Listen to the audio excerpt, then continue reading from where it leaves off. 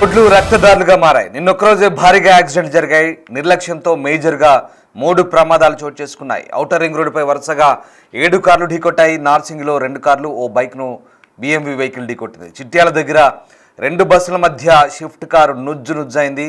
ఇక హైదరాబాద్ ORRపై మాత్రం ఘోర రోడ్డు ప్రమాదమే చోటు చేసుకుంది. ఒకదాన్ని వెనుక ఒకటి ఢీకొట్టాయి. మొత్తం 7 కార్లు ఢీకొట్టాయి. సరిగా వాహనాన్ని ఆపాడో వ్యక్తి వెనక నుంచి వరుసగా 6 వాహనాలు ఢీకొట్టాయి. రోడ్డుపై right side car slow down చేయడంతో ఈ ప్రమాదం చోటు చేసుకుంది. ఎయిర్ బెలూన్ తెరుచుకోవడంతో వాహనదారులు బయటపడ్డారు. ప్రమాదానికి కారణమైన వ్యక్తి ఏపీకి చెందిన రిటైర్డ్ ఇన్స్పెక్టర్గా చెప్పారు. ప్రమాదంతో ORRపై భారీగా ట్రాఫిక్ జామ్ అయింది. ట్రాఫిక్ క్లియర్ చేశారు రాజేంద్రనగర్ పోలీసులు. ఇటు హైదరాబాద్ నార్సింగి దగ్గర కూడా ఘోర రోడ్డు ప్రమాదం చోటు చేసుకుంది. ఓవర్ స్పీడ్తో వచ్చిన BMV కారు బీభత్సం సృష్టించింది. 2 కార్లు, ఓ బైక్ను ఢీకొట్టింది. మై హోమ్ అవతార్ సిగ్నల్ దగ్గర ఈ ఘటన చోటు చేసుకుంది. మద్యం మత్తులో అభిషేక్ అనే వ్యక్తి ఈ వాహనం నడిపాడు. అభిషేక్ను పోలీసులు అదుపులోకి తీసుకున్నారు. ఫ్రెండ్స్తో కలిసి వేగంగా కారు నడిపాడు అభిషేక్. కారు యజమాని నితిన్గా గుర్తించారు పోలీసులు.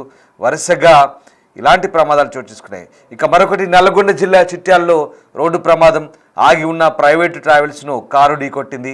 కారును వెనక నుంచి మరో బస్సు ఢీకొట్టింది. కారు నుజ్జైంది. ఇద్దరికి తీవ్ర గాయాలయ్యాయి. గాయపడ్డ వారిని నార్కాట్పల్లిలోని కామినేని ఆసుపత్రికి తరలించారు.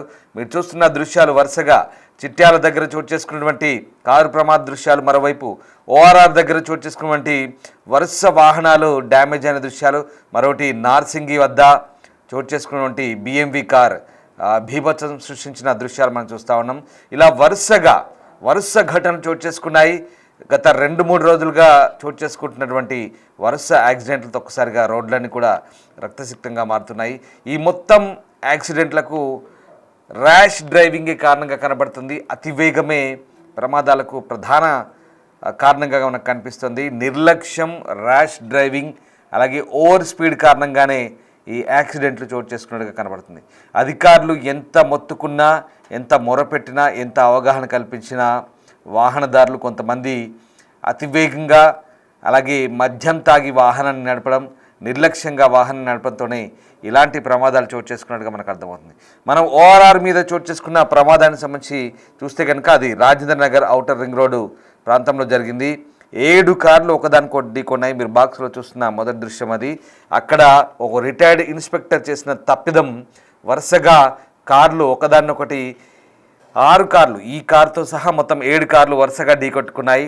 2-3 కిలోమీటర్ల మేర ట్రాఫిక్ జామ్ అయింది. అదిగో ఆ దృశ్యాలు చూస్తున్నారు కదా, ఇది జరిగింది. ఇది ORR మీద ఔటర్ రింగ్ రోడ్ రాజేంద్రనగర్ పరిసర ప్రాంతాల్లో జరిగింది. కార్లలోని ప్రయాణికులతో పాటు ఇతర వాహనదారులు గాయపడ్డారు. ఎయిర్ బెలూన్లు తెరుచుకోవడంతో అందరూ బయటపడ్డ పరిస్థితి సేఫ్గా. దీంతో భారీగా ట్రాఫిక్ జామ్ ఏర్పడింది. ఈ ప్రమాదం అది ఆదివారం కావడం, అందరూ దసరా పండుగకు వెళ్ళి ఊళ్ళకు నుంచి హైదరాబాద్కు తిరిగి వస్తున్న క్రమంలో ఇవన్నీ కూడా ఈ ప్రమాదాలు చోటు చేసుకున్నాయి. అప్పా జంక్షన్ వైపు వస్తుండగా రాజేంద్రనగర్ నుంచి ఈ యాక్సిడెంట్ జరిగింది.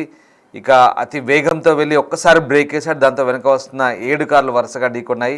దీంతో కిలోమీటర్ల మేర భారీగా ట్రాఫిక్ జామ్ ఏర్పడ్డ పరిస్థితి. ట్రాఫిక్ పోలీసులు ఘటనా స్థలానికి చేరుకొని సహాయక చర్యలు చేపట్టారు. అక్కడ గాయపడ్డ వారిని ట్రీట్మెంట్ కోసం ఆసుపత్రికి తరలించారు. అలాగే ట్రాఫిక్ను కూడా క్లియర్ చేశారు. పోలీసులు అయితే దానిపై కేసు నమోదు చేసి దర్యాప్తు చేస్తున్నారు. అదిగో రెండో బాక్స్, ఇది నార్సింగి దగ్గర జరిగింది.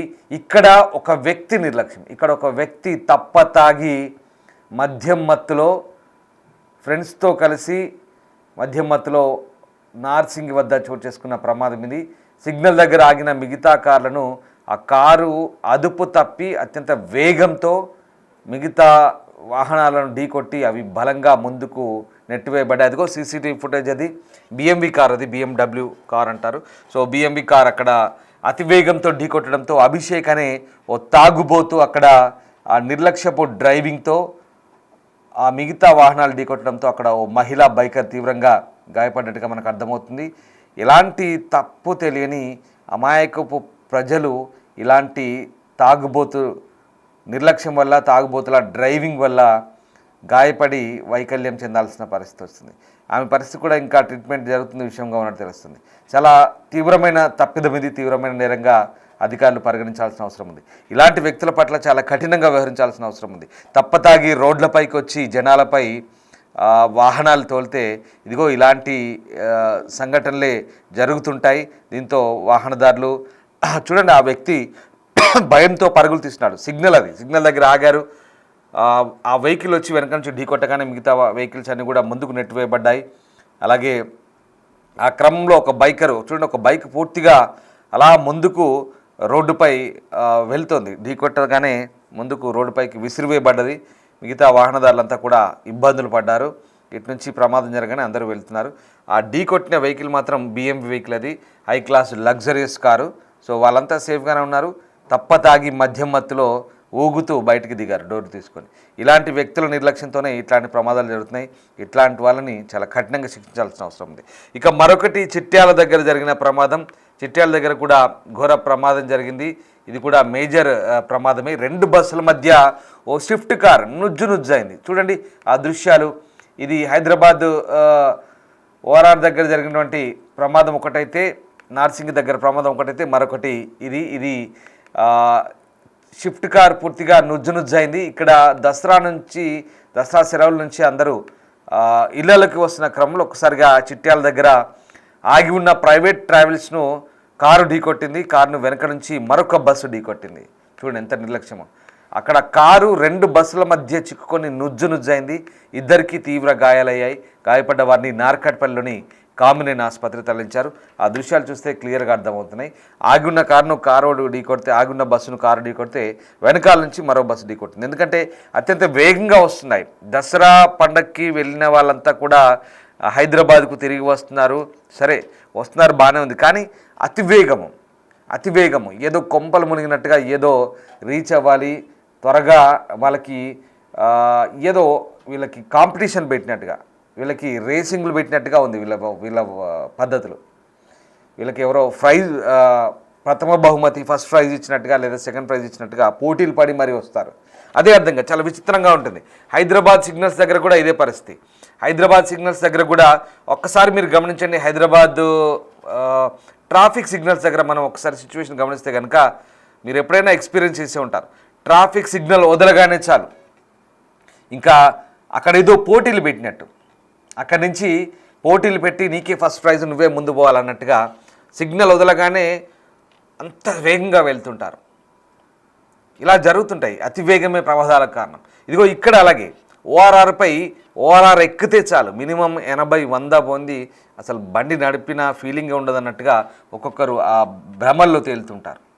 సరే వేగంగా వెళ్ళడం, ఓఆర్ఆర్కు తగ్గట్టుగా రోడ్లు బాగా ఉంటే ఆ పరిస్థితులు తగ్గట్టుగా వెళ్ళాల్సింది. కానీ దాన్ని కంట్రోల్ చేయడం కూడా ఒక టెక్నిక్. సో ఆ కంట్రోల్ చేయకుండా సరే ఇక్కడ కూర్చొని మాట్లాడడం కాదు, అక్కడ నుండి పరిస్థితులను బట్టి అక్కడ ఏం జరుగుతుందో మనం ఖచ్చితంగా దాన్ని పరిస్థితిని అంచనా వేయలేం. కానీ మన నిర్లక్ష్యము, మన అతివేగము, ర్యాష్ డ్రైవింగు ఏదైనా కావచ్చు, ఎదుటి వాళ్ళకి ఇబ్బంది కలుగుతుందంటేనే ఇక్కడ సమస్య.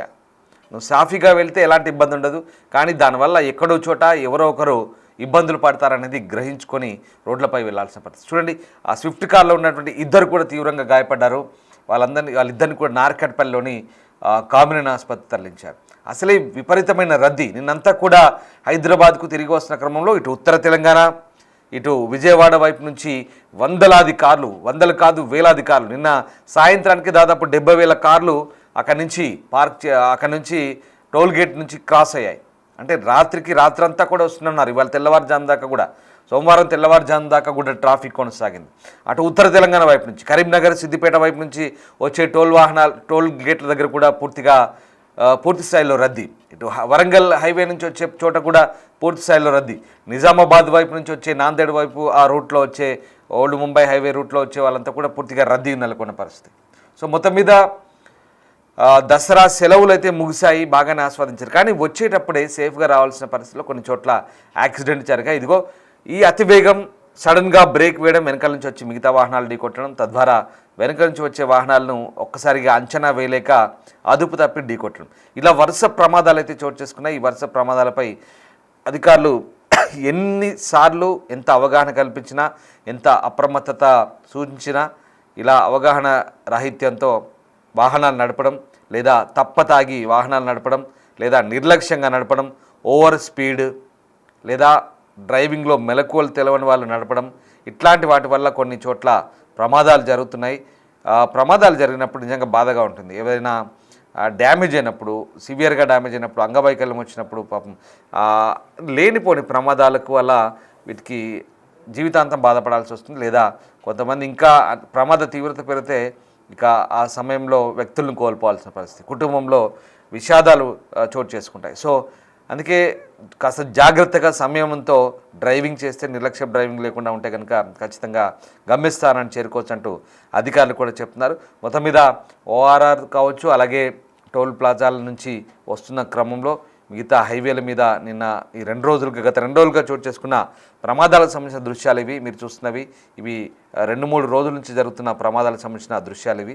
సో వరుస ప్రమాదాలతో ఒకసారిగా రోడ్లపై అప్రమత్తంగా ఉండాల్సిన అవసరాన్ని మరొకసారి ఈ ఇన్సిడెంట్స్ అన్ని మనకు ఒక గుణపాఠంగా, ఒక అప్రమత్తంగా ఉండాల్సిన అవసరాన్ని సూచిస్తున్న సందర్భం అయితే మనకి ఇక్కడ కనబడుతుంది.